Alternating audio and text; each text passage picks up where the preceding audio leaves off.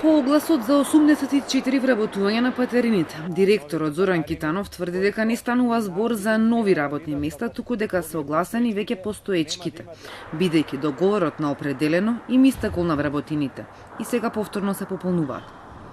Тој најавува дека за еден месец ќе почне електронска наплата на 5 патарини: Сопот, Товица, Петровец, Романовце и Миладиновци, но и покрај воведувањето на електронска наплата, бројот на инкасанти останува ист.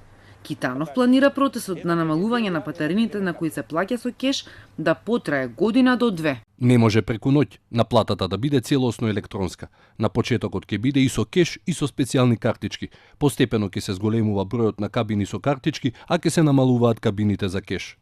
Последниве десетина дена се објавени огласи за околу 350 вработувања во државни институции и јавни предпријатија на определено и на неопределено време. Премиерот заедно и дел од институциите убедуваат дека се пополнуваат постоечки и испразнети места.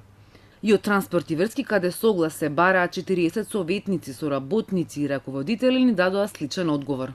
Најголем дел се за пополнување на испразнети работни места. Според систематизација, недостасува стручен кадар во Министерството, урбанисти, планери, градежни инженери. Предходно и најавите за вработување на 120 заменици директори на јавни предпријатија предизвика реакции во јавноста. Експертите реагираат дека продолжува да се полни државната администрација на товар на буџетот, наспроти вербалните заложби на власта да не се зголемува администрацијата и да се прави функционална анализа, така што вишокот вработени ќе се прераспределува на други соодветни места.